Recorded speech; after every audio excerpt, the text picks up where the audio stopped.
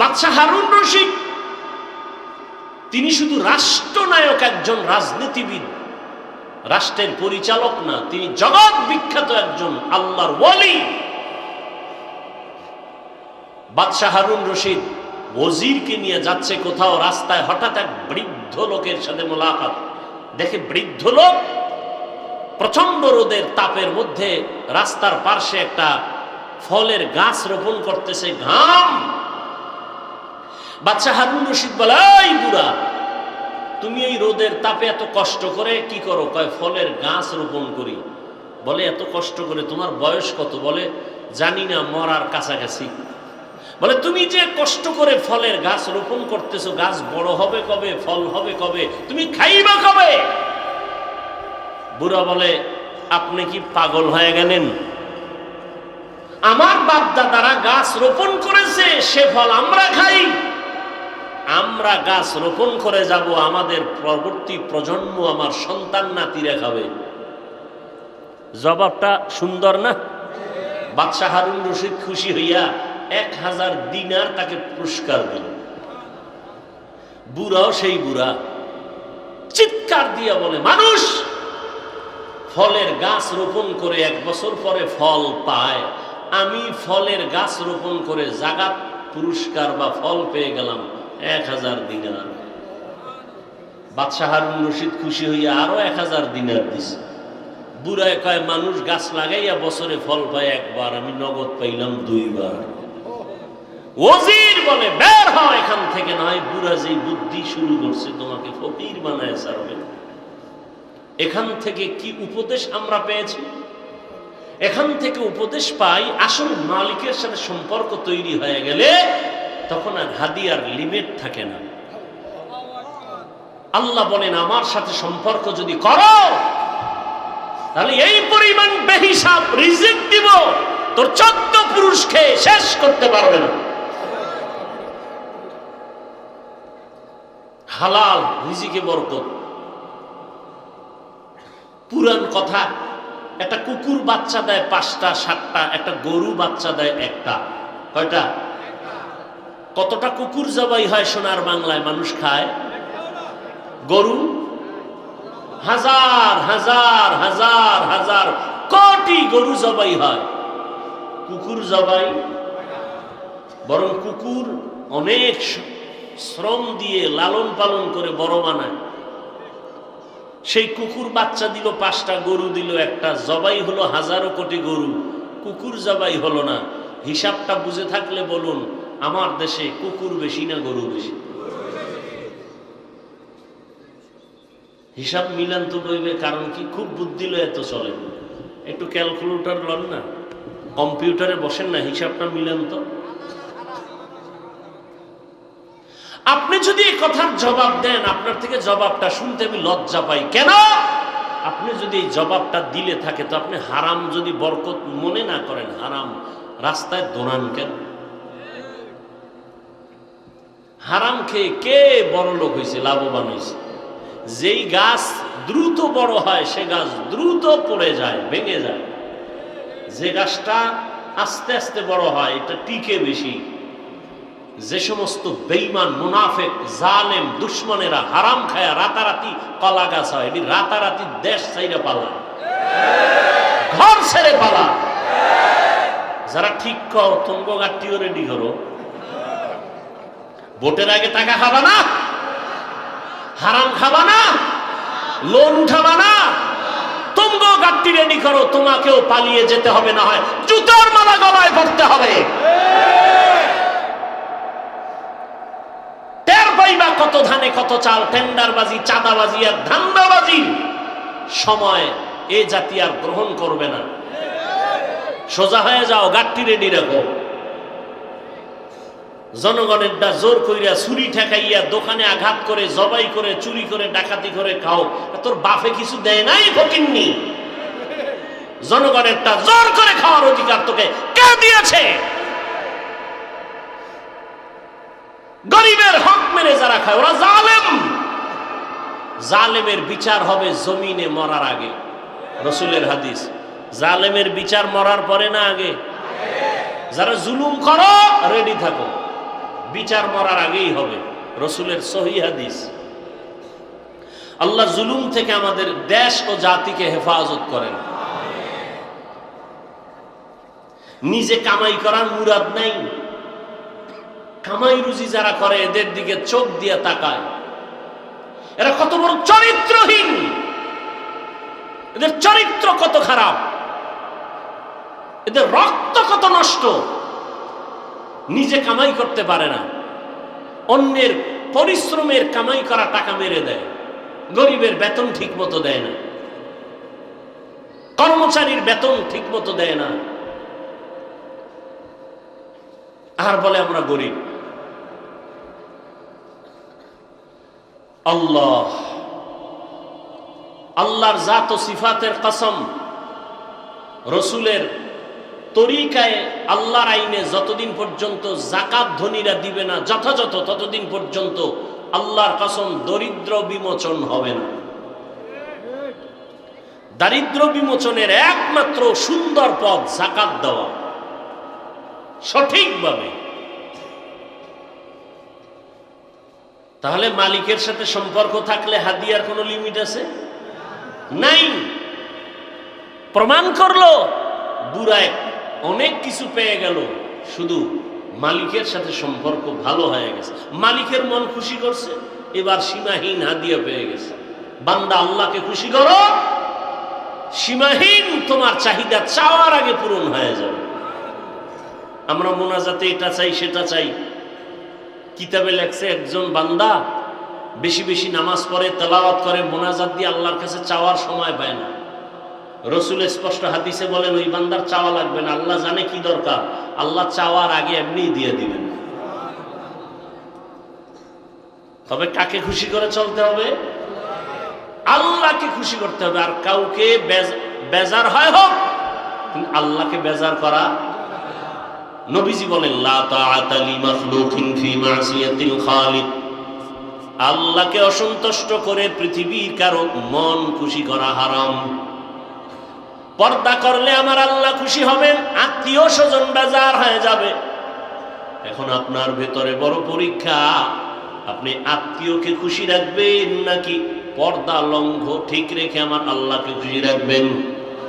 যারা আল্লাহকে খুশি রাখবেন তারা বেপর্দায় চলবেন না, আর যারা আল্লাহকে বেজার করে চলবে, আত্মীয় স্বজন খুশি রাখবে, তারা পর্দা লঙ্ঘন করে চলবে। দাড়ি রাখলে আমার আল্লাহ খুশি হবেন, আত্মীয় স্বজন বেজার হবে। যারা আমার আল্লাহকে খুশি রাখবেন আর এই চিন্তা করবেন রিজিক দিবেন আমার আল্লাহ, সম্মানের চেয়ারে বসাবেন আমার আল্লাহ, আর এই চেয়ারের কোনো মেয়াদ নাই, দুনিয়ার টাকার লোভে জোর করে যারা চেয়ারে বসতে চায় সম্মানের জন্য, এরা এক সময় ফুলের মালা পায়, ফাইনালে জুতার মালা খায়। আর যারা আল্লাহর গোলাম হয়ে চলে, নবীর আদর্শ নিয়ে চলেন, এদের চেয়ারের কোনো মেয়াদ নাই। সম্মানের চেয়ার আল্লাহ যাদেরকে দান করবেন, ওই চেয়ার কোনোদিন কেউ কেড়ে নিতে পারবে না। যারা কেড়ে নেওয়ার অপচেষ্টা চালাবে তারা ধ্বংস হয়ে যাবে। এজন্য আল্লাহকে খুশি রাখতে হবে। আল্লাহকে খুশি রাখার জন্য টুপি পরেছি, আল্লাহকে খুশি রাখার জন্য দাড়ি রেখেছি, আল্লাহকে খুশি রাখার জন্য 5 বেলার নামাজ আদায় করি, আমার আল্লাহকে খুশি রাখার জন্য পর্দা রক্ষা করে চলি। সব সময় সব জায়গায় কথাটা বলি।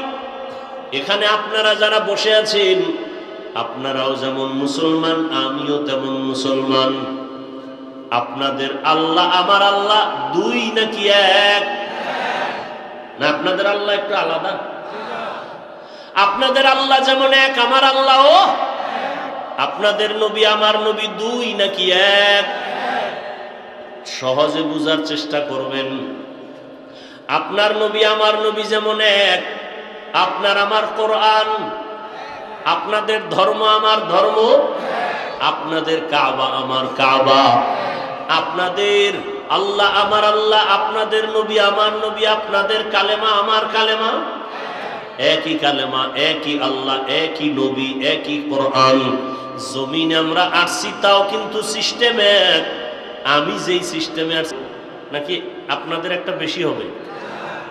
যারা টাকা আছে তাদের একটা বেশি, যারা গরিব তাদের একটা কম। কালার কিন্তু আলাদা। কাফনের সংখ্যাও এক। দুনিয়ার সমস্ত পুরুষের মরণকালে কাফন 3টা, দুনিয়ার সমস্ত নারীদের মৃত্যুকালে কাফন হবে 5টা। কালার হবে এক। কে নারী, কে পুরুষ, কে ধনী, কে গরিব, কে আলেম, কে মূর্খ, কোনো ভেদাভেদ নাই, সবার কালার এক। হুজুরদের কাফনের কালার যেমন আপনারটাও তেমন। কাফনের উপরে লেখা থাকবে এমপি সাহেবের লাশ, বড় হুজুরের লাশ। হ্যাঁ, আজকে আমি বড় হুজুর, বড় ভাব, বড় বক্তা, বড় ভাব, আপনি বড় টাকাওয়ালা, বড় ভাব, ক্ষমতার মাস্তানি করেন, বড় ভাব। যতই বাহাদুরি করি না কেন, সাদা কাফনে ঢোকা মাত্র সব বাহাদুরি বন্ধ হয়ে যাবে। কোটি টাকার মালিক দেখো, অভাব হয় না দূর, গরিবে ঘুমায় আরাম করে, মনটা বাহাদুর। ফেরাউনের লাশটা দেখো মিশর জাদু ঘরে, খায় না মাটি পোকা মাছি, সবাই ঘৃণা করে। হৃদয়ে থাকিবে যার নম্রতা সদা, রহমত আসিবে সেথা প্রভুর ওয়াদা। বড়র বাড়াই থাকলে দিলে রহমত আসবে না, নিজেকে নিজে ছোট মনে করিও সাদা। উঁচু জমিন থেকে পানি নিচু জমিনে যায়, তেমনি খোদার রহমত আসে নম্রতার হৃদয়। ভোগবিলাসের বাড়ি গাড়ি পরে রবে সব, থাকতে সময় স্মরণ করো আল্লাহ আমার রব। মরণকালে কাফনের কালারও সব এক। কবরের সাইজও নাকি এলাকার কবর একটু বড়? কবরে রাখিয়া যখন সব চলে যাবে, বিদায়ের পরে ফেরেশতা কবরে আইসা প্রশ্ন করবে। সবার বেলায় 3টা একই প্রশ্ন। রবের পরিচয় দাও, ধর্মের পরিচয় দাও, রাহমাতুল লিল আলামিনের পরিচয় দাও। রহমতের নবী বলেন, এই 3 প্রশ্নের জবাব যারা দিতে পারবে তাদের কবর হবে রওজাতুম মির রিয়াজিল জান্নাহ। আর কবরে গিয়া জবাব দিতে যদি না পারে, তার কবর হবে হুফরাতুম মিন হুফারিন নার। এখন কে পারবে জবাব দিতে? আমি হুজুর, কোনো গ্যারান্টি নাই। আপনি পারবেন তাও বলা যাবে না। কবরের প্রশ্ন আমি পারবো, এই গ্যারান্টি যদি থাকতো, সাহাবায়ে কেরাম জান্নাতের টিকিট হাতে পেয়ে আর কামতেন না। আবু বকর সিদ্দিক রাদিয়াল্লাহু তাআলা আনহু জান্নাতের প্রথম সাহাবী। নামাজে দাঁড়ায়া দাঁড়ায়া সারা রাত কান্নার আওয়াজ। রহমতের নবী বলেন, আবু বকর নামাজে আপনি কান্না করেন কেন? বলে, আমার কবরে হাসরে কি উপায় হবে? আল্লাহর দরবারে আমি কেমনে দাঁড়াবো উলঙ্গ? আল্লাহর কাছে কি নিয়ে যাব? রমজানের ঈদের দিন সবাই আনন্দ করে। ওমরে ফারুকের মতো বান্দা, যাকে দুনিয়ার সব মানুষ না শয়তান পর্যন্ত ভয় করে। কেমন মানুষ তারা? আমরাও মানুষ, আমরা সাপ দেখলে ভয় করি। আর তারা কেমন মানুষ? সাপ তাদের ভয় করে। দেখছেননি কারবার? দেখছেননি? একটু চিন্তা করেন তো, আমরাও মানুষ, তারাও। আমরা বাঘরে ভয় করি, আর উজানি কারি ইব্রাহিমকে বাঘে ভয় করে। ব্যবধান আছে না নাই? বড় কঠিন। কিন্তু আমরা সাপ দেখলে দৌড়ায় পালাই, আর এমন মানুষ তারা কেমন? তাদের দেখলে সাপ ভয় পায়। ওমরে ফারুকের মতো বান্দা শয়তান ভয় করে। কেমন মানুষ? অথচ ইতিহাসের পৃষ্ঠায় তার নাম লেখা আছে পৃথিবীর বড় সন্ত্রাসী হযরত ওমর। কারণ বিশ্ব নবীর গড় কল্লা কাটতে যে যায়, সে বড় সন্ত্রাসী ছাড়া আর কিছুই হতে পারে না। কিন্তু হেদায়াত বড় কঠিন। রহমতের নবীর 13টা বছর দেখলো, বয়ান শুনলো, কালেমা পড়ে না আবু জাহাল। আর নবীজিরে জবাই করতে যায় 27 বছর বয়সে ওমর। নবীর চেহারা মোবারক দেইখা তরবারি ফালাইয়া কালেমার রশি গলায় ভরে নেয়।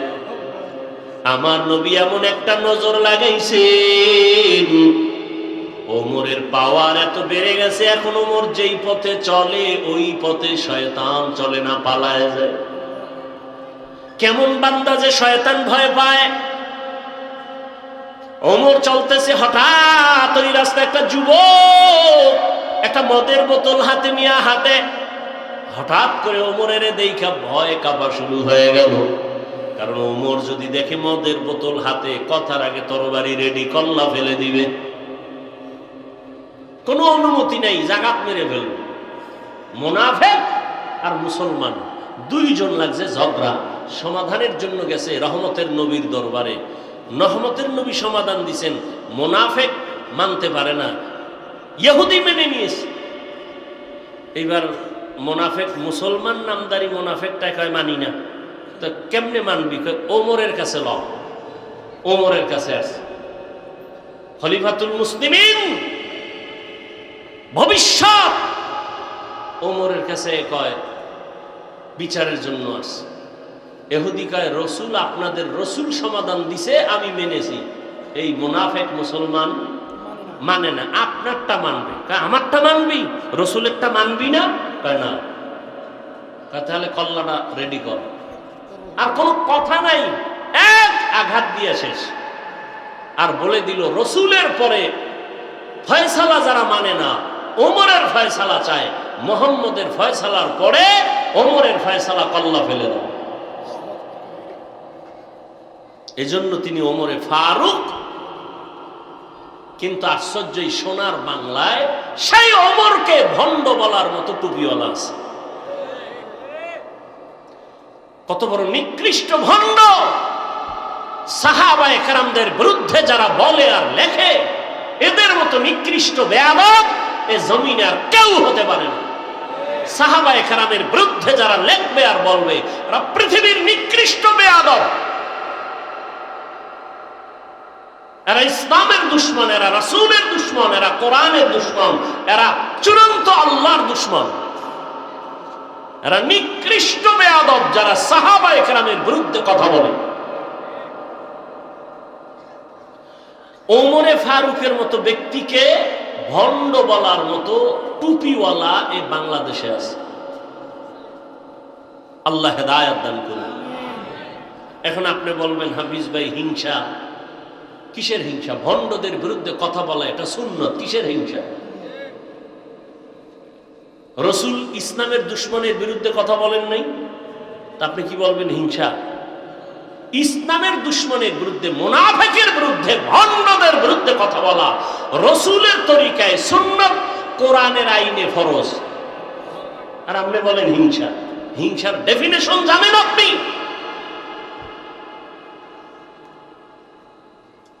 আল্লাহ হেদায়েত দান করুন। রমজানের ঈদের দিন যুবক সবাই আনন্দ করে, ওমর দরজা তালা লাগায় কাঁদে। আবু হুরায়রা রাদিয়াল্লাহু আনহু বলেন, কাঁদেন কেন? বলে জাহান্নামের ভয়। চিন্তা করতে পারেন। অথচ জান্নাতি সাহাবীদের দ্বিতীয় ওমর। যুবক মদের বোতল নিয়ে হাতে, ওমরের দেখে ভয়, ফালায় দিল মাইর। ওমর তো দেখে ফেলছে, বোতল দেখছে, ভিতরে কি দেখে নেই, আসতেছে। যুবক দৌড়ও দিতে পারে না, কানতেও পারে না, কলব দিয়ে আল্লাহরে ডাক দিয়ে, আল্লাহ জীবনের তার আর মদ পান করুন না, মইরে গেল, অন্তত ওমরের হাত থেকে আমারে বাঁচাও। ওমর আইসে, কাই যুবক, তোর হাতে পাত্র কি, বোতল দে দিকে। ও দেয় না, ভয়, ভয় পাইস না, দে। ওমরের হাতে বোতলটা নেওয়া মাত্রই পুরা মদের বোতলটা ওমর তাকায় দেখে, টোটালটা বোতলে পুরা সাদা, দুধে ভরপুর। তারাও মানুষ, আমরাও মানুষ। আমরা বৃষ্টিকে ভয় পাই, আর এখনো বাংলার জমিনে বহু আল্লাহর ওয়ালি আছে যাদেরকে বৃষ্টি ভয় পায়, এখনো আছে। এক আল্লাহর বান্দা বড় বুজুর্গ দাওয়াত দিছে আমাকে ওয়াজে। আমি বললাম টোটাল বাংলাদেশে বৃষ্টি, ঢাকাতে বৃষ্টি। বলে আমার ওয়াজে বৃষ্টি হবে না, আসেন। ঠিক তার প্যান্ডেলে ঢুকার 1 কিলোমিটার আগে বৃষ্টি শেষ, বয়ান করে আসছি, আল্লাহর কসম করে বলছি, বয়ান শেষ করে আবার বের হয়ে ঢাকা রওনা হয়েছি। ঠিক বয়ানের প্যান্ডেল থেকে 1 কিলোমিটার দূরে যাওয়ার পরে আবার বৃষ্টি। এটা আমার চোখে দেখা। আমরা বৃষ্টিকে ভয় পাই, আর বৃষ্টি ওই আল্লাহর ওয়ালিকে ভয় পায়। কারণ আল্লাহর সব থেকে প্রিয় হলো মানুষ। বৃষ্টি তো আল্লাহর প্রিয় না, বৃষ্টি আমাদের গোলাম, সূর্য আমাদের গোলাম, চাঁদ আমাদের গোলাম, বাঘ আমাদের গোলাম। আপনাদের গ্রাম এলাকায় গরু দিয়া চাষাবাদ করে না? করে না? এই চাষি যারা গরু দিয়া হাল চাষ করে এরা কি বিএ পাস? আমগো গ্রামের ভাষায় কারা লাঙ্গল ভাস। এক কথায় তারা নিম্নের মোটামুটি দুর্বল মানুষ, অতটা শিক্ষিত না। আমাকে সত্য কথা জবাব দিবেন, শুরুতেই বলছি, মানেন আর না মানেন সত্যটা স্বীকার করবেন। এই যে চাষাবাদ করে সাধারণ মানুষ, এদের কথা গরু শুনে? বলেন না কেন? গরুটারে যখন বলে ডানে যা যায়নি, বামে যা যায়নি, দাঁড়ায় থাকেনি। একটা মূর্খ বেনামাজি সাধারণ মানুষের কথা যদি গরু শুনে, একজন তাহাজ্জুদওয়ালা জিকির করনেওয়ালা আল্লাহর গোলাম কারি ইব্রাহিমের কথা কেন বাঘ শুনবে না? খাকোবাদ আবাতিশ বান্দান বামানো তু মুর্দাবাহা জিন্দান। কারি ইব্রাহিমের কথা বাঘ কেমনে শুনলে? এটা হাফিজ সাহেব বললে এটা গাঞ্জাখুরি কথা। কারি ইব্রাহিম কইছে বাঘ তুই চলে যা, আমরা এখানে থাকবো উজানিতে, তুই জঙ্গল সার। বাঘ বাচ্চা কাঁদেলে লালমাই দৌড়। কোথায়? এখন বলে এটা গাঞ্জাখুরি কথা। ওরে নিমক হারাম মূর্খ। একটা চাষির কথা যদি গরু শুনে, একজন তাকওয়াওয়ালার কথা বাঘ শুনবে না কেন? বাঘ তো মানুষের গোলাম, সাপ তো মানুষের গোলাম। মানুষ যখন আল্লাহর গোলামি করে পুরা দুনিয়া তার গোলাম হয়ে যায়। বলখের বাদশা ইব্রাহিম ইবনে আদহাম রাজকীয় পোশাক ফালাইয়া, অনেক ইতিহাস আপনারা জানেন, আসল মালিকের তালাশে বা রওয়ানা হয়ে গেল, জঙ্গলবাসী হয়ে গেল। আর রাষ্ট্র চালানো ভালো লাগে না, কারণ আমার আসল মালিকের যদি আমি না পাই, আমার এই চেয়ার দিয়ে কোনো লাভ নাই। চরমনের সৈয়দ ইসহাক রহমাতুল্লাহ আলাইহি বলতেন, আরে আমাকে সবাই পীর সাহেব বলে, মাওলানা বলে, মুফতি বলে, বড় বক্তা বলে, আমার বয়ান অনেক সুন্দর, অনেক ভালো, কিন্তু আমি মরিয়া গেলে আমার মাওলা যদি আমাকে ক্ষমা না করেন, আমারে মানুষ ফুলের মালা দিলেও কোনো লাভ হবে না। আর আমারে যদি আমার মাওলা মাফ করে দেন, আর দুনিয়ার সবাই যদি আমাকে গালি দেয়, আমার কোনো দুঃখ নাই, কবর হবে আমার জন্য জান্নাতের বাগান। এরে আল্লাহর গোলাম ইব্রাহিম ইবনে আদহাম জঙ্গলে দৌড়ায় আসল মালিকের তালাশ করার জন্য। ক্ষমতা পাইছি, চেয়ার পাইলাম, টাকা পাইলাম, বাড়ি পাইলাম, গাড়ি পাইলাম, নারী পাইলাম, সন্তান পেয়েছি, কিন্তু এগুলো আমারে দিলেন কে? তারে তো পাইলাম না। তিনি কে? এরে বাবা, টাকার মালিক হয়েছো, টাকার মালিক কে বানাইছেন? ধনী বানানোর মালিক কে? ইয়া আইয়ুহান নাস আনতুমুল ফুকারাউ ইলাল্লাহ ওয়াল্লাহু হুয়াল গানিয়্যুল হামিদ।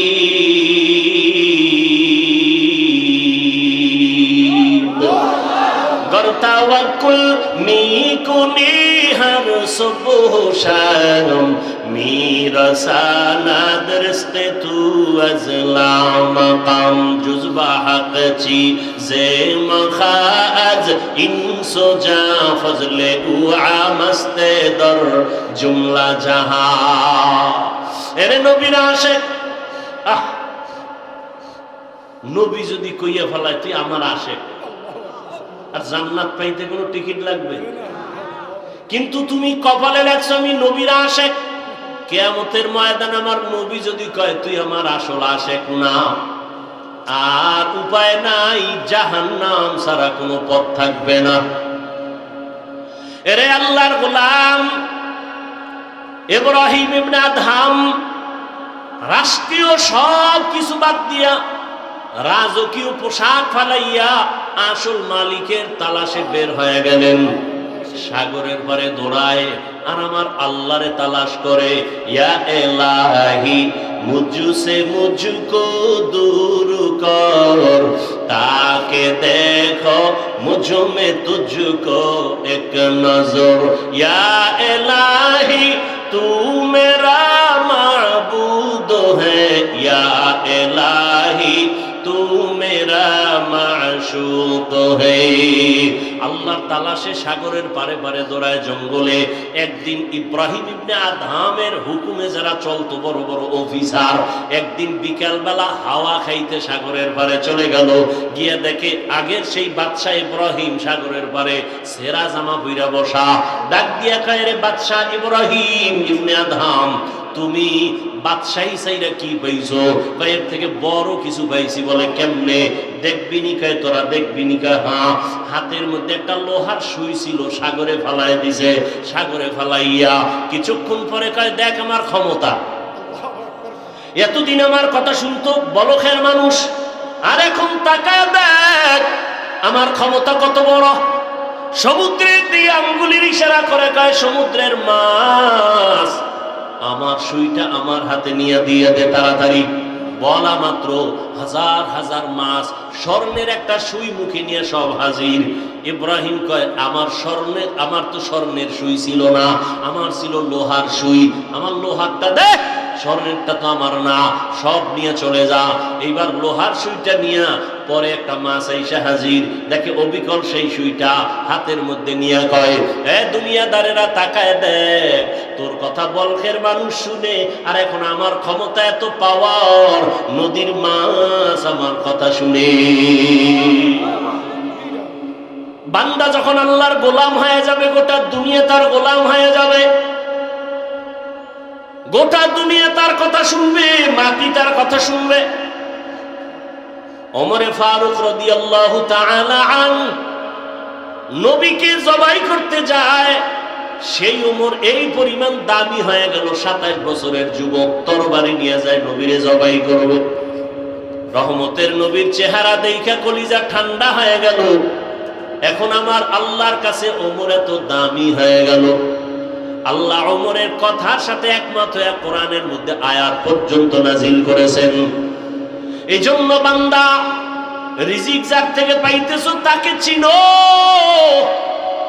এই যে জিব্বা নামের মেশিন নাড়ায় নাড়ায় কত কথা বলতেছি মাইকে কথা বলি বিদ্যুতের বাতি জ্বলে চার্জ যায় বিল দেওয়া লাগে গাড়ি চলে ব্যাটারির মধ্যে চার্জ লাগে ব্যাটারি ড্যামেজ হয়ে যায় কিনতে হয় আবার তেল ঢুকাও গ্যাস ঢুকাও কিন্তু জিব্বা নামের যেই মেশিনটা নাড়াইয়া এই পর্যন্ত কত হাজার কোটি কোটি কথা সাপ্লাই হলো কোনদিন তো এই মেশিন কোন মেশিনে কথা বলতেছে মেশিনকে বানাইলো মেশিনের তৈল পেট্রোল কে দেয় জিব্বা কোনদিন ব্যথাও করে না ওরে আল্লাহর বান্দারা আমার আল্লাহ কেমন দয়ার মালিক ও বান্দা তুমি এত সুন্দর চেহারার বড়াই করো একবার ওকে চিন্তা করেছো এই চেহারা বানানেওয়ালা কত সুন্দর তোমার চেহারা এত সুন্দর বানানেওয়ালা আরো কত সুন্দর চিন্তা করেছো এই চেহারা বানানেওয়ালা কে সূর্যের দিকে তাকায় দেখো কত সুন্দর কিন্তু যিনি বানাইছেন তিনি আরো কত সুন্দর তাকে একবার চিনো কণ্ঠ এত সুন্দর কে বানাইছেন বানানেওয়ালা আল্লাহ আরো কত সুন্দর। এভাবে চিন্তা করতে করতে করতে করতে একবার বান্দার মধ্যে যখন আল্লাহর মহব্বত এসেই পড়বে, তখন তার কাছে দুনিয়া আর ভালো লাগবে না, নামাজ না পড়লে ভালো লাগবে না, রোজা না রাখলে ভালো লাগবে না। এরে আল্লাহর মহব্বত একবার যদি ঢুকিয়া যায়, মাওলানা হওয়া লাগবে না, স্কুলে পড়িয়াও সে আল্লাহর গোলামিতে পরিণত হবে। ও যুবক বাবারা, বৃদ্ধ বাবাজি, পর্দার আড়ালের মা বোনেরা, একটু আগেই তো বলতেছিলাম আপনার আমার আল্লাহ এক, নবী এক, কোরআন এক, কাবা এক, ধর্ম এক, কালেমা এক, দুনিয়াতে আসছি তাও এক, বিদায়বেলা কাফন সংখ্যা এক, কালারও এক, কবরের সাইজও এক, প্রশ্ন তিনটা তাও এক। ও আল্লাহর বান্দারা, এরপরও কেন আপনাকে আমার বয়ান করা লাগে? বয়ান তো তাদেরকে করবো যারা আল্লাহ চিনে না, নবী চিনে না, কিয়ামত বুঝে না, কোরআন বুঝে না। অথচ আপনারা আল্লাহও চিনেন, নবীও চিনেন, কোরআনও চিনেন, হাদিসও চিনেন, আপনাকে বয়ান করবো কেন? শুধু বয়ান করব কেন এতটুকুই না, বৃষ্টি নাই, রৌদ্র নাই, দিন নাই, রাত নাই, আপনাদের পেছনে সময় ব্যয় করে করে সারা দেশের উলামায়ে কেরাম, তাবলীগওয়ালা, পীর মাশায়েখ, জুমার খতিব সহ সবাই আপনাদের পেছনে মেহনত করার ফলাফল এখনো বড় দুর্বল। একই আল্লাহর গোলাম, একই নবীর উম্মত, আমিও আল্লাহর গোলাম, আপনারা আল্লাহর গোলাম, অথচ আমি টুপি খুলতে চাই না, বড় লজ্জা। আর আপনি কেমন আল্লাহর গোলাম যে টুপি দিতে চান না, লজ্জা। আমি টুপি খুলতে গেলে লজ্জা, আর আপনি টুপি মাথায় দিতে চান না, লজ্জা। আমিও মুসলমান, আপনিও মুসলমান, আমি দাড়ি কাটতে গেলে লজ্জা, আপনি দাড়ি রাখতে গেলে লজ্জা। আমি দাড়ি কাটতে চাই না, মরিয়া যাব, আর আপনি দাড়ি রাখতে চান না, লজ্জা লাগে। আমি মসজিদে না ঢুকলে লজ্জা, আপনার মসজিদে ঢুকতে গেলে লজ্জা। আমি পর্দা না করলে লজ্জা পাই, আর আপনি পর্দা করতে গেলে লজ্জা পান। বিষয় কি? আপনিও মুসলমান, আমিও মুসলমান। তার মানে এটা না যে আমার মতো সবাই হুজুর হইয়া যান, আমার মতো সবাই টুপিওয়ালা, দাড়িওয়ালা, পাগড়ি লাগান, তাও বলছি না। বরং আপনি স্কুলে পড়েন, কলেজে পড়েন, চাকরি করেন, ব্যবসা করেন, কোনো বাধা নাই, ওখানে থেকে আমার মাওলার হুকুম মতো জীবন চালান। আপনার মতো কত জেনারেল লাইনের মানুষ স্কুলে পড়ে, কলেজে পড়ে, চাকরি করে, ব্যবসা করে, আবার নামাজও পাঁচওয়াক্ত করে। সত্যটা বলেন, আছে না নাই? আপনি বাসায় যাইয়া জুতা দিয়ে কপালের উপরে বাড়ি মেইরা নিজেরে বলেন, তোর কপাল পোড়া কেন? কোন হুজুরের ওয়াজের দরকার নাই, নিজের কপালকে নিজে বাড়ি দিয়ে বলেন যে কপাল পোড়া। তোর মতো যুবক স্কুল কলেজে পড়িয়া পাঁচওয়াক্ত নামাজ পড়ে, তোর কপাল খারাপ কেন? তুই পারো না কেন? তোমার মতো যুবক র্যাব, আর্মি, পুলিশ, বিডিআরের চাকরি করে, পাঁচওয়াক্ত নামাজ পড়ে, বলো বাবা তুমি কেন পারো না? অবশ্যই তোমার উপরে আমার আল্লাহ বেজার, মা বাবা বেজার। সেদিন একটা আর্মির ছেলে যুবক মোনাজাতের পরে যখন বের হয়ে যাচ্ছি, হাত বাড়ায় কয়, হুজুর দোয়া করবেন। আমি আর্মির চাকরি করতাম, এক সপ্তাহ আগে চাকরি রিজাইন দিয়েছি। কেন? এখন তো আর্মির বড় সম্মান। কয় না, আমাকে বারবার বলা হয় দাড়ি কাটার জন্য। আমি বললাম আমি চাকরি ছেড়ে দিলাম, দাড়ি ছাড়বো না। হুজুর এতটুকু দোয়া করবেন, আল্লাহ হালাল ভাবে যেন উপার্জনের রাস্তা খুলে দেন। রিজিকের মালিক কে? চাকরির ভয়ে দাড়ি রাখে না, চাকরির ভয়ে পর্দা করে না। ছেড়ে দাও সব, রিজিকের মালিক কে? আমরা না খায় মরছি। আরে দুনিয়ার চূড়ান্ত ইতিহাস স্বর্ণাক্ষরে লেখা মহামারী গোটা দুনিয়াটাকে স্তব্ধ করে দিয়েছে করোনা। এত ভয়ঙ্কর মহামারীতে সব কিছু টোটাল ব্রেক হয়েছিল, কিন্তু কোনো কোরআনের মাদ্রাসা বন্ধ হয়নি।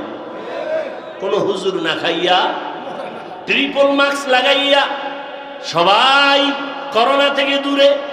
বাবায় মরে, ছেলে কাছে যায় না, করোনা। কিন্তু সেই সময়ের ইতিহাস ভুলে যাইও না রে যুবক বাবারা। ওই সময় আমার মতো টুপিওয়ালারা এই করোনার লাশগুলো নিজের কাঁধে নিয়ে গোসল করাইয়া, কাফন পরাইয়া কবরে রাখছে। একজন হুজুরেও করোনায় মরে নাই। মারা গেছে কেউ? দুনিয়ার সবাই ভেজালে আছে, কিন্তু কোরআন আর রসুলের আদর্শ যাদের কাছে আছে এদের কোনো টেনশনই নাই। কি আমরা ইসলামের রাজনীতির বয়ান করি, তাবলিগের লাইনে চলি, আমরা ক্ষমতা পাওয়ার জন্য পাগল না, আমরা কারো উপরে জুলুম করার জন্য লালায়িত না, আমরা মরলেও লাভ বাঁচলেও লাভ, মরলে শহীদ হয়ে যাব, বাঁচলে গাজীর মর্যাদা পাবো, আমাদের কোনো লাভ লস নাই। তোমরা নির্বাচনে যদি জিততে না পারো গোষ্ঠী শুদ্ধা সব কিছু ধ্বংস, লজ্জায় মাথা উঠাইতে পারো না, জুতার মালা গলায় লাগবে লাগবে ভাব। আর আমরা হইতে পারলেও আলহামদুলিল্লাহ, না হইতে পারলেও আলহামদুলিল্লাহ, আমাদের হওয়া না হওয়া দুটোটাই আমাদের লাভ, কারণ আমরা আল্লাহর জন্য চলি, আল্লাহর জন্য সব কথা বলি। অতএব আমাদের ডাইনে গেলেও লাভ, বামে গেলেও লাভ, সামনে আগাইলেও লাভ, পেছনে থাকলেও লাভ, কারণ আমরা আল্লাহকে আসল মালিক মনে করে চলি, আমরা আখিরাতকে প্রাধান্য দিয়া চলি। এ কারণে দুনিয়ার যে চেয়ারে বসে হুজুরদের সালাম না দিয়া তার জীবন বাঁচে না। যারা বেয়াদবি করে ওরা ধ্বংস, আলেমের সাথে যতটা বেয়াদবি করছে সবগুলো ধ্বংস, মরার আগেই ধ্বংস। ভাইরা আমার, যারা বেয়াদবি করছে এখনো যারা করবে সব ধ্বংস, মরার আগেই ধ্বংস। মরবে না কিন্তু বিছনায় পঙ্গু হয়ে থাকবে, ওর জীবন শেষ। ভাইরা আমার, তাহলে তোমার মতো যুবক র্যাব, আর্মি, পুলিশ, বিডিআরের চাকরি করিয়া যদি নামাজ পড়ে তোমার পায়ে হাত রেখে জবাব চাই, বলো তুমি পারো না কেন? হুজুর বাদ দাও, তোমার মতো জেনারেল লাইনের যুবক রাস্তায় গাড়ি চালায়, ড্রাইভারি করে, চাঁদপুরে মোহনায় যাও, নদীর মধ্যে মাছ ধরে, নামাজ পড়ে নাই, জমিনে কৃষি কাজ করে, তুমি কেন পারো না? অবশ্যই তোমার উপর আমার আল্লাহ গুনার কারণে বেজার হয়ে আছে। ও আমার পর্দার আড়ালের মা বোনেরা, আপনার মতো কত মা এখনো আছে এই অঞ্চলে, ঘুরেন খবর পাবেন। ওই যে এক জায়গায় খানা খাইলাম, সবাই বলল হুজুর এই ঘরের মহিলাকে এলাকার কেউ দেখে না, তার কণ্ঠের আওয়াজ কেউ শুনে না। এরে আম্মা জান, আপনার দাম কত আপনি নিজেও তো জানেন না। আপনি তো নবীদের মায়ের মতো মা, সাহাবায়ে কেরামদের মায়ের মতোই তো। আপনারা আম্মাজান খাদিজা রাদিয়াল্লাহু আনহার মতোই তো দামি নারী, ফাতেমা রাদিয়াল্লাহু আনহার মতো নারী। আপনারা তো আয়েশা সিদ্দিকা রাদিয়াল্লাহু আনহার মতো নারী। ফেরাউনের স্ত্রীর নাম কি? আসিয়ার মতো দামি নারী। এত বড় বেঈমান ফেরাউন, পৃথিবীর নাম করা বেঈমান, অথচ তার স্ত্রী আসিয়া কত দামি। রহমতের নবী বলেছেন হাসরের ময়দানে আমি মুহাম্মদের সাথে আসিয়ার সাথে জান্নাতে বিবাহ হবে। কেমন দামি নারী আসিয়া! এরে আম্মা জান, আপনাদের এত দাম, এত সম্মান, আপনাদের মতো কত নারী এই এলাকায় আছে এখনো পর্দা করে, নামাজ পড়ে, স্বামীর মাল হেফাজত করে, মোবাইলে সময় নষ্ট করে না। ও আম্মা জানেরা, আপনারা কেন পারবেন না? এখনো সময় আছে, তওবা করবেন। বৃদ্ধ বাবাজিরা, আপনার মতো কত বুড়ারা মসজিদে গিয়ে নামাজ পড়ে, আপনি কেন আদায় করতে পারেন না? আল্লাহর ভয় যদি অন্তরে জমা রাখেন, এখনো সময় আছে, তওবা করেন। আল্লাহ তওবার দরজা দিয়ে ডাকতেছেন। মনেরে বুঝাইয়া মনে মনে আল্লাহকে বলেন, হে মালিক, আমার মতো কত যুবক, আমার মতো কত বুড়া, আমার মতো কত নারী এখনো আছে পর্দা করে, নামাজ পড়ে, আমি কেন পারি না? আল্লাহর কাছে বলেন, হে দয়ার মালিক, জীবনে মনের চাহিদা মিটাইয়া গুনাহ তো কম করি নাই। মনে চাইছে পার্কে যাব, দৌড়ায় গেছি, কেউ বাধা দিছে, মানি নাই। মনে চাইছে দাড়ি কেটে ফেলবো, কেটে ফেলেছি, কেউ বাধা দিলেও মানি নাই। মনে চাইছে নামাজ পড়বো না, পড়ি নাই, কেউ জোর করে পড়াইতে চাইলেও গালি দিয়েছি। ও আল্লাহ, আজকে আর এই হাদিসটাও কার জবানের কথা? রসুলের। তাহলে ভালো করে খেয়াল করবেন, কোরআন আল্লাহ দিছেন নবীর জবানে, বলছেন সাহাবায়ে কেরাম, লেখছেন। ঠিক হাদিসও রসুল বলছেন, সাহাবায়ে কেরাম লেখছেন। কোন মূর্খ যদি বলে যে আমি কোরআন মানি, হাদিস মানি না, কেন? হাদিস আমাদের পর্যন্ত আসতে ঝামেলা হতে পারে এই সন্দেহে। তাহলে কোরআন যিনি শুনাইলেন হাদিসে তো তিনিই শুনাইলেন। তা হাদিসে সন্দেহ হলে তো কোরআনেও সন্দেহ হওয়া উচিত। পৃথিবীতে এরা শুধু ইসলামের শুধু দুশ্মন না। আমি গতকাল জুমায় বলেছি উত্তরায় যে শুধু দুশ্মন না, ইসলামের নিকৃষ্টতম দুশ্মন। যারা বলে আমরা হাদিস মানি কি মানি, কোরআন মানি কি মানি না, এরা নিকৃষ্ট ভণ্ড, এরা নিকৃষ্ট ইসলামের দুশ্মন। কোরআন সাহাবায়ে কেরাম পাইছেন রসুলের জবান থেকে, হাদিস সাহাবায়ে কেরাম পেয়েছেন রসুলের জবান মোবারক থেকে। তাহলে হাদিসে ঝামেলা হলে কোরআন ঝামেলা হওয়া তো বোঝা যায়। আমাদের আহলে সুন্নাত ওয়াল জামাতের চূড়ান্ত আকীদা এবং ঈমান, আমরা কোরআন মানি যেভাবে, হাদিসও সেভাবে মানি। কোরআনও সত্য, হাদিসও কোনো সন্দেহ নাই। আল্লাহ বুঝার তৌফিক দান করেন। তাহলে দুইটা পয়েন্ট আমি বললাম। এক পয়েন্ট বললাম মানুষের জীবনের সব সমাধান ঈমান ইসলামে কোরআনে আছে তো আছে। অতএব যদি কেউ বলে ইসলামে রাজনীতি নাই, তাহলে তার ঈমান আছে? আল্লাহ আমাদের বুঝার তৌফিক দান করেন। ইসলামের রাজনীতি সবাই করবে না, বরং বহু বেঈমান বাপ মুসলমান আছে বিরোধিতা করে। সেই বিরোধিতার সংখ্যা কিন্তু কমে আসতেছে, সংখ্যা খুবই নিকটবর্তী সময় আসবে, দেখবেন গোটা জমিনে শুধু ইসলামেরই আলোচনা চলবে, ইসলামী রাজনীতির আলোচনা চলবে। এ জমিন চলবে ইসলামী রাজনীতিতে। খুব বেশি সময় বাকি নেই, খুব দ্রুত সময়।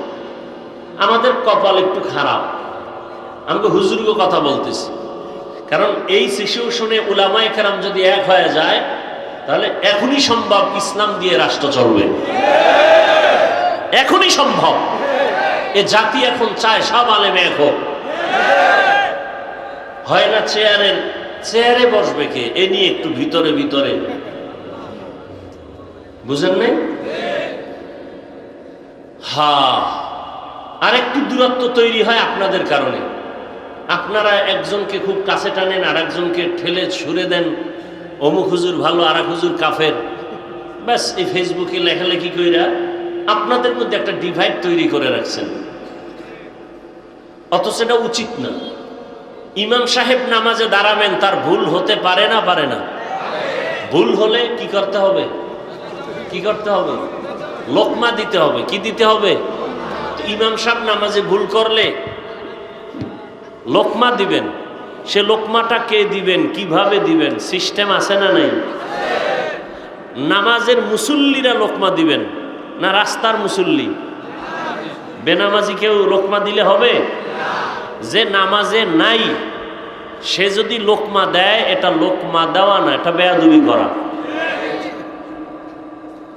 অতএব উলামায়ে কেরামের কোনো ত্রুটি যদি থেকেও থাকে, সে বিষয়ে সতর্ক করবেন উপরস্থ দেশের শীর্ষস্থানীয় উলামায়ে কেরাম। যারা আলেম না, তারা আলেমের ভুল ধরা, এটা লোকমা না, বেয়াদবি। এটা কি? বেয়াদবি।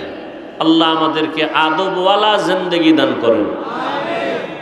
লিকুল্লি শাইইন জিনাতুন ফিল ওয়ারা ওয়া জিনাতুল মারই তামামুল আদাবি। আজ খোদা খা হি মে তৌফিকে আদব, বে আদব মাহরুমে গাশত আজ ফজলে রব। জেনারেটর নাই?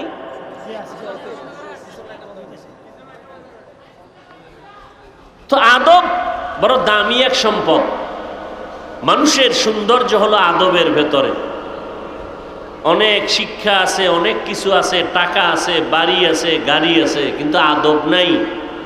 জমিনের কোনো মানুষ তাকে পছন্দ করে না। আর একটা লোক শিক্ষা কম, টাকা কম, কিন্তু বিনয়ী, নম্র, ভদ্র, সবাই তাকে ভালোবাসে, মহব্বত করে। এজন্য আল্লাহর প্রিয় এক গোলাম আহলুল্লাহ তিনি বলেন, প্রত্যেকটা জিনিসের সৌন্দর্য আছে, মানুষের সৌন্দর্যের নাম কি?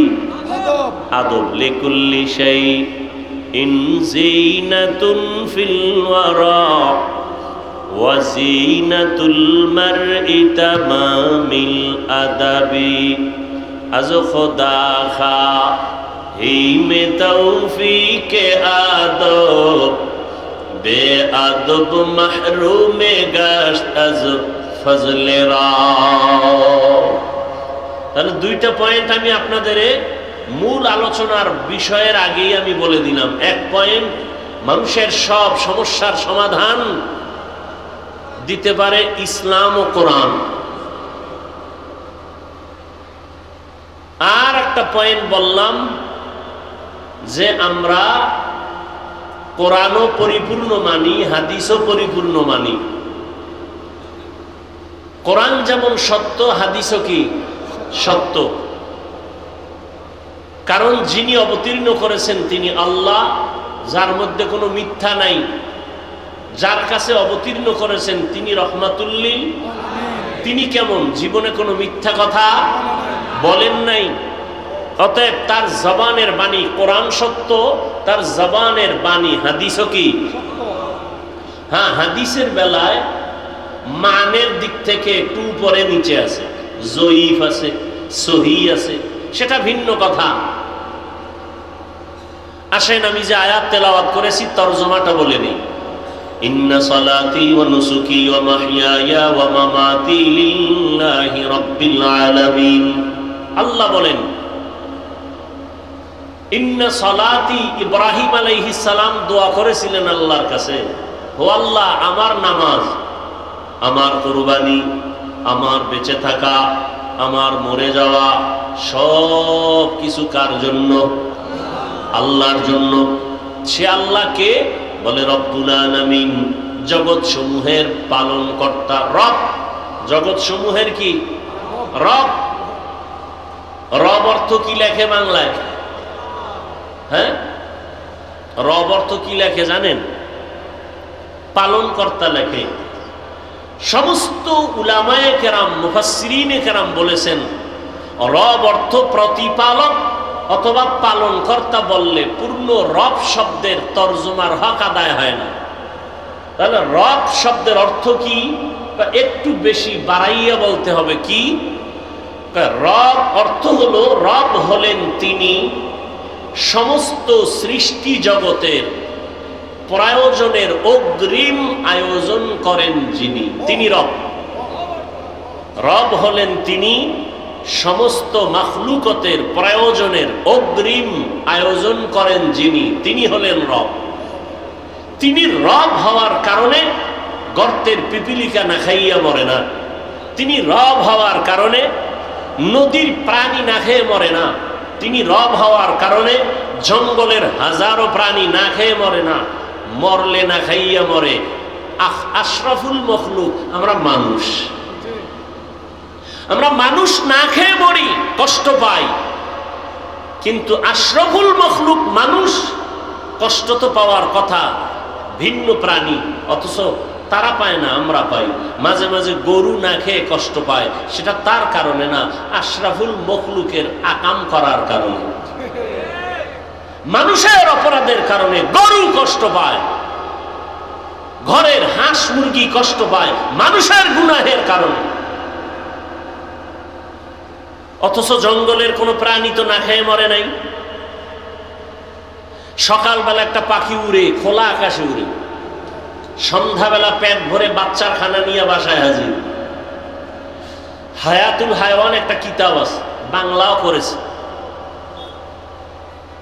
কাক একটা প্রাণীর কথা ওখানে আছে, কাক, কাউয়া।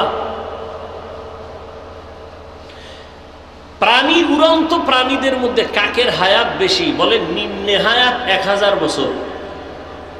একটা কাকের হায়াত নিম্নে কত? 1000 বছর। এই একটা কাক যখন বাচ্চা দেয় তখন বাচ্চার পুরো বডি থাকে সাদা, কোনো পশম থাকে না। তখন বাচ্চা প্রসব করার পরে মা ওই বাচ্চার বডির চেহারা দেখে সামনে যায় না, ভয়, 3 দিন থাকে দূরে। সেই কাকের বাচ্চাটাকে 3 দিন পর্যন্ত কিভাবে রিজিকের ব্যবস্থা হয়, হায়াতুল হায়াওয়ানে উল্লেখ করা আছে 3 দিন পর্যন্ত রব্বে কারীম কিছু পোকা ওর মুখের সামনে পাঠায় দেয়, উড়ে, আর ওই বাচ্চাটা মুখে ওই পোকাগুলো ধরে ধরে খায়। 3 দিনের মধ্যে বাচ্চার সাদা শরীর কালো পশমে কালো হয়ে যখন হয়ে যায়, তখন 3 দিন পরে মা এসে নিজে খানার ব্যবস্থা বাচ্চার সামনে এসে করে। কথা বুঝেন নাই? 3 দিন পর্যন্ত মা বাচ্চার কাছে যায় না। 3 দিন ওই পোকা খেয়ে শরীরে যখন কালো পশম আসে তখন মা কাছে যায়। তাহলে 3 দিন কে খাওয়াইলো? জোরে বলেন। গরতাওয়াকুল মিকুনি হর সুবহ শাম মিরাসানাত রিজকে তু আজলা মাকাম জুজবা হাকচি জে মখাআজ ইনসুজা ফজলে উআ মস্তে দরজুম লা জাহা। রিজিকের মালিক কে? কতদিন বলেন না কেন? আল্লাহ রিজিকের মালিক তো। কতদিনের জন্য? কতটুকু রিজিকের মালিক তিনি? অর্ধেক। অর্ধেক মালিক আল্লাহ, বাকি অর্ধেক মালিক গ্রামীণ ব্যাংক। রিজিকের মালিক কিছু আল্লাহর, কিছু বিএমপি, আওয়ামী লীগ। তা কেন বলেন আওয়ামী লীগ আসলে মরবো, বিএমপি আসলে বাঁচবো? মরা বাঁচার মালিক কি কোনো রাজনীতির দল? কে? কেন বলেন? হাসতে হাসতে কবিরা গুনাহ হয়। রিজিকের মালিক পরিপূর্ণ সব সময়ের জন্য কে? আল্লাহ। এজন্যই তো আল্লাহ বলেন, আমি আমার বান্দাকে রিজিক দেওয়ার জন্য রাতের শেষ ভাগে প্রথম আসমানে এসে আমার বান্দাদের ডাকি, আলা মিন মুস্তাগফিরিন ফাআগফির লাহ, আলা মিন মুস্তারজিকিন ফাআরযুকা। ডাইরেক্ট, এই কার রিজিক লাগবে আমার কাছে চাও, আমি দেওয়ার জন্য আসছি। কে আসছেন? কখন আসছেন? কখন আসেন? কোথায়? বান্দাকে কি দিতে আসেন? রিজিক। আসরে আসেন, মাগরিবে, এশা, ফজর, জোহর। কখন? কখন? আপনাদের রিজিক লাগে না? ঘুমান কেন? ভোটের আগের রাতে চেয়ারম্যান ভোট চাওয়ার জন্য টাকার বস্তা নিয়ে দরজায় হাজির। আপনি ঘুমান নাই। প্রার্থী আসবে টাকা নিয়ে আমাকে হাদিয়া দেওয়ার জন্য, আপনি দরজার পাশে অপেক্ষায় আছেন, টাকাগুলো নিয়ে আপনার সংসার পরিচালনা করবেন, রাতে ঘুমান না। এই টাকা আপনার জন্য হারাম। ওই টাকা আপনার ঘরে ঢোকা মাত্র রহমতের ফেরেশতা বের হয়ে যায়। ওই টাকা দিয়ে চাল ডাল কিনে খাবেন, রক্ত হারাম হয়ে যাবে, গোশত নাপাক হয়ে যাবে, রহমতের ফেরেশতা থাকবে না, আল্লাহর গজবের পর্দায় আপনি আটকায় যাবেন। আর আমার আল্লাহ প্রথম আসমানে এসে ডাকেন, ভোর রাতে শেষ রাতে বান্দা রিজিকের প্রয়োজন চাও। যার রিজিক লাগবে সে ঘুমাবে না, ভোর রাতে উঠি আমার মালিকের ডাকবে, আল্লাহ তুমি আমাকে হালাল বরকতের রিজিক দান করো। ইন্নাল্লাহা ইয়ারযুকু মান ইয়াশাউ বিগাইরি হিসাব।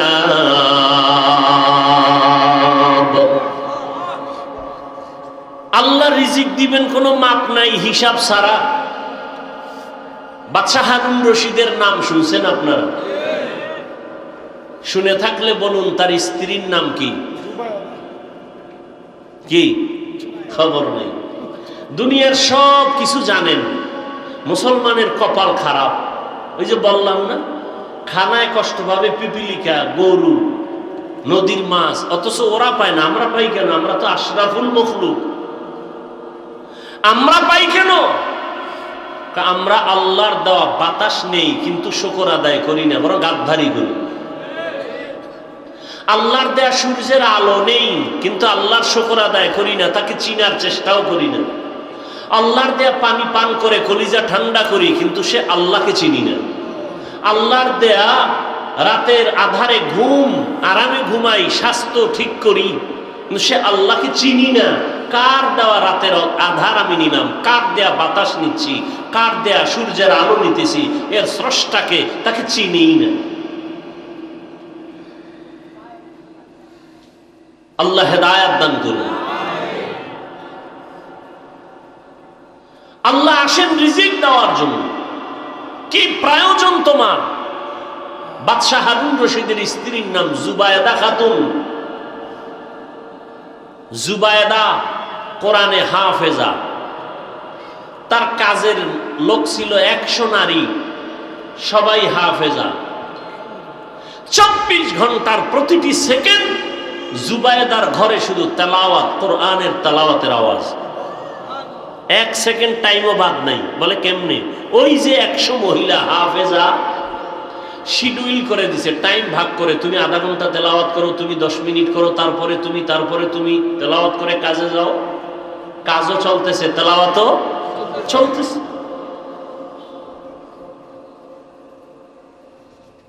বাদশাহ হারুন রশিদ তিনি শুধু রাষ্ট্রনায়ক, একজন রাজনীতিবিদ, রাষ্ট্রের পরিচালক না, তিনি জগৎ বিখ্যাত একজন আল্লাহর ওয়ালি। বাদশাহ হারুন রশিদ ওজিরকে নিয়ে যাচ্ছে কোথাও, রাস্তায় হঠাৎ এক বৃদ্ধ লোকের সাথে মোলাকাত। দেখে বৃদ্ধ লোক প্রচন্ড রোদের তাপের মধ্যে রাস্তার পার্শ্বে একটা ফলের গাছ রোপণ করতেছে, ঘাম। বাদশাহ হারুন রশিদ বলে, এই বুড়া, তুমি এই রোদের তাপে এত কষ্ট করে কি করো? কয় ফলের গাছ রোপণ করি। বলে এত কষ্ট করে? তোমার বয়স কত? বলে জানি না, মরার কাছাকাছি। বলে তুমি যে কষ্ট করে ফলের গাছ রোপণ করতেছো, গাছ বড় হবে কবে? ফল হবে কবে? তুমি খাইবা কবে? বুড়া বলে, আপনি কি পাগল হয়ে গেলেন? আমার বাপ দাদারা গাছ রোপণ করেছে, সে ফল আমরা খাই। আমরা গাছ রোপণ করে যাব, আমাদের পরবর্তী প্রজন্ম, আমার সন্তান নাতিরা খাবে। জবাবটা সুন্দর না? বাদশাহ হারুন রশিদ খুশি হইয়া 1000 দিনার তাকে পুরস্কার দিল। বুড়াও সেই বুড়া, চিৎকার দিয়া বলে, মানুষ ফলের গাছ রোপণ করে 1 বছর পরে ফল পায়, আমি ফলের গাছ রোপণ করে জাগাত পুরস্কার বা ফল পেয়ে গেলাম 1000 দিনার। বাদশাহ হারুন রশিদ খুশি হইয়া আরো 1000 দিনার দিছে। বুড়ায় কয়, মানুষ গাছ লাগাইয়া বছরে ফল পায় একবার, আমি নগদ পাইলাম 2 বার। ওজির বলে, বের হও এখান থেকে, নয় বুড়া যে বুদ্ধি শুরু করছে তোমাকে ফকির বানায় ছাড়বে। এখান থেকে কি উপদেশ আমরা পেয়েছি? এখান থেকে উপদেশ পাই, আসল মালিকের সাথে সম্পর্ক তৈরি হয়ে গেলে তখন আর হাদিয়ার লিমিট থাকে না। আল্লাহ বলেন, আমার সাথে সম্পর্ক যদি করো তাহলে এই পরিমাণ বেহিসাব রিজিক দিব, তোর 14 পুরুষ খেয়ে শেষ করতে পারবে না। হালাল রিজিকে বরকত। পুরান কথা, একটা কুকুর বাচ্চা দেয় 5টা 7টা, একটা গরু বাচ্চা দেয় 1টা। কয়টা? কতটা কুকুর জবাই হয় সোনার বাংলায়? মানুষ খায়। গরু হাজার হাজার হাজার হাজার কোটি গরু জবাই হয়, কুকুর জবাই। বরং কুকুর অনেক শ্রম দিয়ে লালন পালন করে বড় বানায়।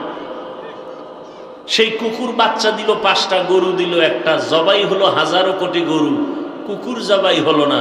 হিসাবটা বুঝে থাকলে বলুন, আমার দেশে কুকুর বেশি না গরু বেশি?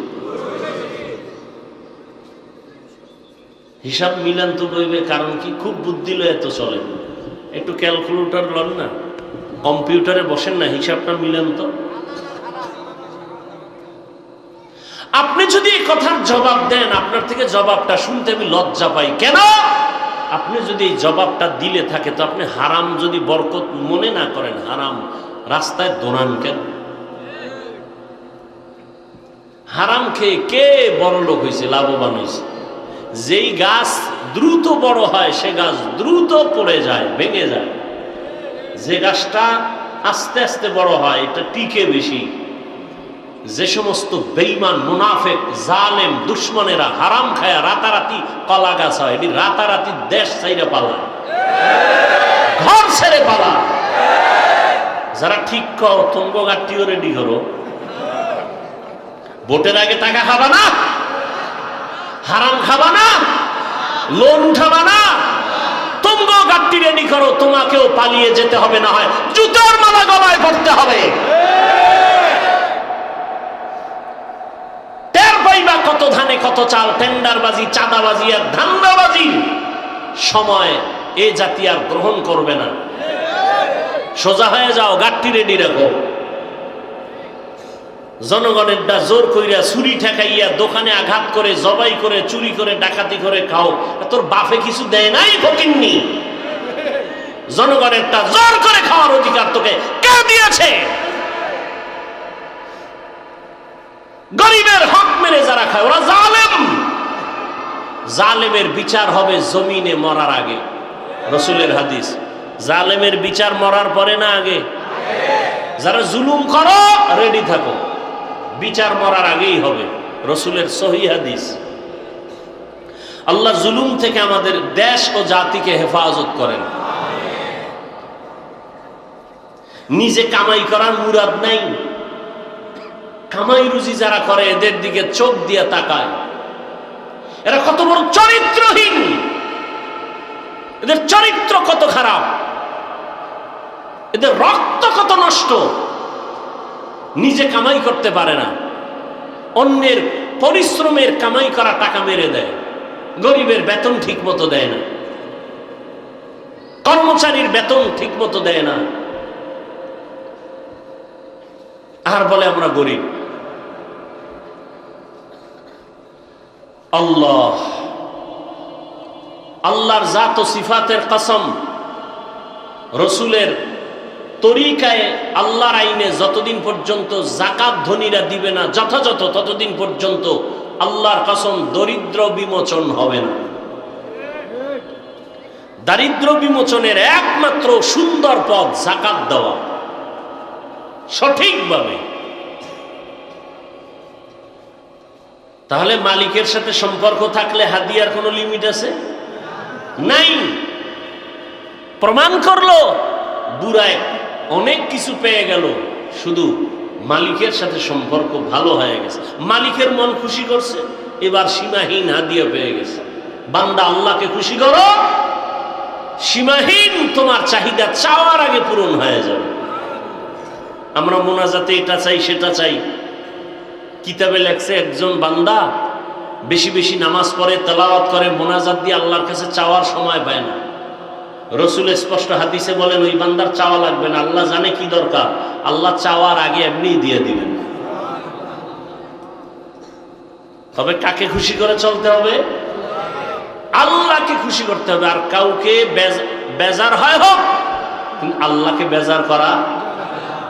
নবীজি বলেন লা তাআতা লিমাখলুকিন ফি মাসিয়াতিল খালিক, আল্লাহকে অসন্তুষ্ট করে পৃথিবীর কারো মন খুশি করা হারাম। পর্দা করলে আমার আল্লাহ খুশি হবেন, আত্মীয় স্বজন বেজার হয়ে যাবে।